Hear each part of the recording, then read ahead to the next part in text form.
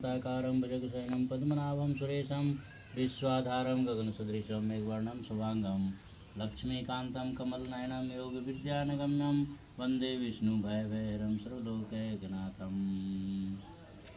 वक्रतुण्ड महाकाय कोटिसुसम्प्रभा निर्विघ्नं कुरु मे देव सर्वकार्येषु सर्वदा। नारदोवाच रेणुब्राह्मण प्रवक्ष्यामि महात्म्यपनाशनम् अक्षयान्नवम्यास्तु यद्यगोपं च त्रिविष्टवे तदं ते समग्रे च कथायसि तपोधनः। कार्तिकस्य तु शुक्लस्य पक्षस्य नवमी तिथि अक्षया सा तु सम्प्रोक्ता व्यासजन्मपुङ्गवे तस्मात् कर्णं ततस्ताच हरिप्रियम्। नारद जी कहते हैं, एक समय मैंने शौनक जी से प्रसंगवश कहा कि हे ब्राह्मण, अब मैं सब पापों को दूर नष्ट करने वाले अक्षय नवमी नामक व्रत बतलाता हूँ। यह व्रत अब तक 3 लोकों में गुप्त रहा है। हे तपोधन, आज मैं उस व्रत का सारा विधान तुम्हें बताऊंगा। कार्तिक शुक्ल पक्ष की नवमी तिथि को व्यासादि बड़े बड़े मुनिराज ने इसका नाम अक्षय नवमी बतलाया है। उसमें जो करना चाहिए वह विधान विष्णु भगवान को भी प्रिय है, उसे आप सुनो। अक्षय नवमी का व्रत करने वाला को चाहिए कि उस दिन ब्रह्म मुहूर्त में उठकर आत्म कल्याण का चिंतन करे, फिर नित्य नौमित कर्म करके अपने इष्ट देवता की पूजा करे। सर्वप्रथम पंचोपचार जुटाकर भगवान विष्णु भगवान का पूजन करे और लौंग युक्त पकवान बनाकर भगवान को भोग लगावे। उस पकवान में जीरा, नागरमोथा, काली मिर्च, अनार एवं गड़ी भी पड़ा रहना चाहिए। उसके बाद एक सफ़ेद कोहड़े में सोना भरकर संकल्प करें और श्री कृष्ण प्रियताम ऐसे कहकर उसे किसी ब्राह्मण को दान करके फिर यथाशक्ति और भी पदार्थों को दान कर ब्राह्मण को संतुष्ट करें। यदि विशेष सामग्री न दे सके तो नम्र भाव से उन्हें नमस्कार कर प्रसन्न करें।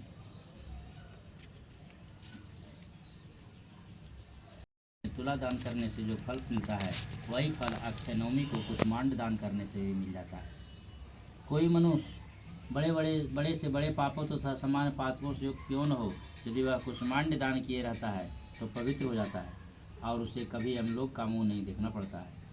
हे द्विज, कुष्मांड दान करने वाले व्यक्ति सब प्रकार के सुख भोग को भोगते हुए अपनी इच्छा अनुसार सभी लोक में भ्रमण करते रहते हैं। तब शौनक जी ने पूछा कि हे मुनीश्वर, आप मुझे यह बतलाइए कि इस पृथ्वी पर किसने यह कुष्मांड दान किया था, क्योंकि इसे जानने की मेरी प्रबल उत्कंठा है। नारद जी ने कहा कि यमुना तट की पहाड़ी तलहटी में एक बड़ा भारी गांव है, जहां विश्वविख्यात उच्च कुल के राम शर्मा नामक एक ब्राह्मण रहते थे। उस ब्राह्मण ने अपनी सचरित्रता और परिश्रम से बहुत धनोपार्जन किया। जिस प्रकार उसे धन कमाया था उसी प्रकार पुण्य कार्य भी करता और दीन दुखियों को दान भी दिया करता था। इस प्रकार समाज सेवा करते करते उसे बुढ़ापा ने आ घेरा। उसके कृष्ण और धनंजय नाम के 2 पुत्र भी हो चुके थे। बुढ़ापे में गृहस्थी का सब भार अपने पुत्रों के ऊपर डालकर तपस्या करने के लिए वह वन में चला गया। वासुदेव परायण हो भगवान कृष्ण के ऊपर अपना ध्यान लगाकर तपस्या करते करते उसका शरीर बिल्कुल जीर्ण शीर्ण हो गया। अंत में वह विष्णु भगवान के उस परम धाम को चला गया जहाँ जाकर प्राणी को शोक नहीं करना पड़ता है। बूढ़े के मरने के बाद किसी बड़े बूढ़े का दबाव न रहने के कारण उसके दोनों लड़के युवा होने पर वेश्यागामी और शराबी हो गए। घर के अन्य बूढ़ों को समझाने बुझाने पर भी वो दोनों उनकी बात नहीं सुनते थे। पराई नारी के भोग विलास में सैकड़ों हजारों रुपये लुटा देते। इस तरह क्षणिक सुख भोग के लिए उन दोनों ने पहलवानी, भाड़पने, जुआ खेलने में धन गंवा दिया। जिस प्रकार ऊसर भूमि बंजर जमीन में बोया हुआ बीज नहीं उगता, उसी पर डाल दिया और क्रोध के साथ नरक में ढकेल कर कहने लगा, अरे अभागे ब्राह्मण, जा अपनी करनी का फल भोग। दूसरी ओर उसका दूसरा भाई धनंजय स्वर्ग की ओर जाते हुए मार्ग में विविध प्रकार की विचित्राओं को देख रहा था, जिससे उसे बहुत विस्मय हो रहा था। हे महामुनि उर्वशी, आदि प्रसिद्ध अप्सराएं आकर पारिजात के फूलों की बनी हुई माला को उस पर फेंक कर उसका अभिनंदन कर रही थी। धनंजय स्वर्ग पथ पर इस प्रकार के अभिनंदन समारोह को देखकर बड़े आश्चर्य में पड़ गए और बिलख कर उस यमदूत से पूछा। धनंजय ने कहा, हम दोनों एक ही माता के गर्भ से उत्पन्न हुए हैं, सहोदर भाई हैं। हमने जन्म भर अत्याचार किए, पुण्य कर्म किए, कभी बात भी नहीं सोची। अंत में यह दूत एक ही दिन और एक ही समय में मरकर हम दोनों यमपुरी में आए। तब यह कैसे संभव हुआ कि हम दोनों में से एक तो स्वर्ग में और दूसरा सांसद रहने के लिए नरक में डाला गया?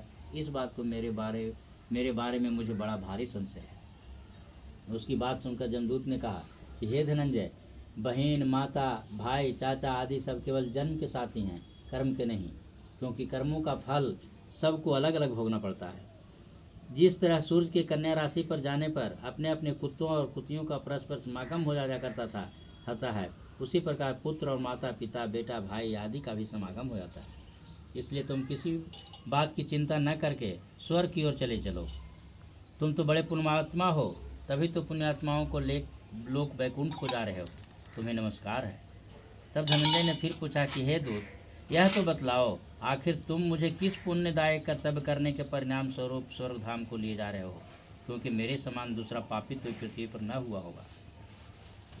धनंजय की जिज्ञासा को सुनकर जमदूत कहने लगे कि एक समय की बात है कि तुम कार्तिक मास में अपने आचार्य के साथ उनके कपड़े, कुशा और समिधा लेकर चित्रगुप्त ने इस प्रकार दंडे विधान किया कि इनमें से एक को तो स्वर्ग ले जाओ, जहाँ की निरंतर सुख की प्राप्ति रहती है, और दूसरे को ले जाकर उस शासन घर वाले भयानक नरक में डाल दो, जहाँ विविध प्रकार की यातनाएं दी जाती है। लेकर स्वर्गलोक को चला गया। चित्रगुप्त के आदेश सुनकर वह प्रियवंत नामक दूत प्रसन्न को धनंजय को तब चोरी डकैती करने लगे। एक दिन रात में सेंध मारते चोरी करते हुए दोनों पुलिस द्वारा रंगे हाथ गिरफ्तार कर लिए गए।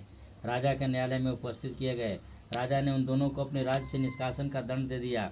अब वे दोनों अधर्मी ब्राह्मण वन में जाकर रहने लगा। वन में जीविका का और कोई साधन न देख दोनों मांसाहार से अपना दिन काटने लगे। हे ब्राह्मण, एक दिन एक सिंह ने उन दोनों को मार डाला। तब वे मरकर यमलोक के पथिक हो गए। यम के दूत उन्हें पकड़कर जमराज के सामने ले गए। उनसे कहा, हे प्रभु, हमें बताइए, इन पर अनुशासन भंग की क्या कार्रवाई होगी। अपने अनुचर की बात सुनकर विवस्वान तनय यमराज मनुष्यों के शुभाशुभ कर्म की निर्देशिका लेखा जोखा की। चित्रगुप्त की बही खाता देखकर मारे क्रोध के लाल लाल आंखें करके जमराज विचार करने लगे कि इन दोनों को किस नरक में डालने का आदेश दूं। कार्तिक की अक्षय नवमी व्रत के विधान और कुष्मांड दान के महात्म को जो यमदूतों ने ब्राह्मणों से वर्णन किया था, वही मैंने भी तुम्हें सुनाया है। कार्तिक मास में आंवले को प्रणाम करने से अश्वमेध यज्ञ करने से भी अधिक फल होता है। आंवले की प्रदक्षिणा करने से करोड़ों अश्वमेध यज्ञ का फल मिलता है। यह मैं सत्य सत्य कहता हूँ। जो व्यक्ति भगवान विष्णु की आराधना में तत्पर और सत्य वक्ता विद्वान ब्राह्मणों को आंवले के वृक्ष के नीचे भोजन कराते हैं, उन्हीं का अन्न गुणदायक होता है। कार्तिक मास में जो लोग अपने कुटुंब परिवार के साथ आंवले के पेड़ की छाया में बैठकर भोजन करते हैं, उनके कई वर्षों के अन्न संसर्ग जनित पाप नष्ट हो जाते हैं। प्रेम से बोलिए श्री विष्णु भगवान की।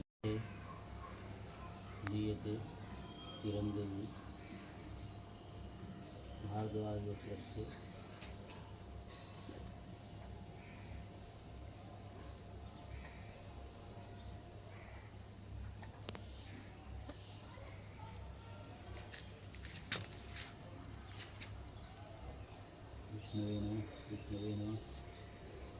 विष्णुवे नमः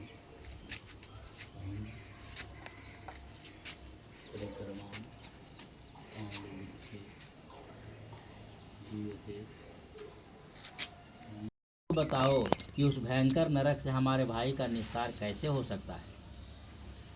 हे प्रियवद, मैं तुमसे वह उपाय जानना चाहता हूँ जिससे मैं अपने भाई को अपने साथ लेकर स्वर्ग लोक ले जाऊँ, क्योंकि भ्राता के समान बांधव और भाई के समान मित्र कोई दूसरा नहीं होता। भाई के समान कोई दूसरा रक्षक भी नहीं होता है। यह सामान्य भाइयों की बात हुई। फिर जो एक माता की कोख से उत्पन्न हुआ, उस सहोदर भाई के बारे में क्या कहने की बात है। मैं अपने भाई के बिना स्वर्ग भी नहीं जाना चाहता, क्योंकि वहाँ उसके बिना मुझे कुछ भी आनंद नहीं प्राप्त होगा। अब जिस तरह मेरे भाई का मुझसे समागम हो जाए, वही उपाय बताओ। इस प्रकार की उसकी बातें सुनकर देवदूत ने प्रत्युत्तर दिया,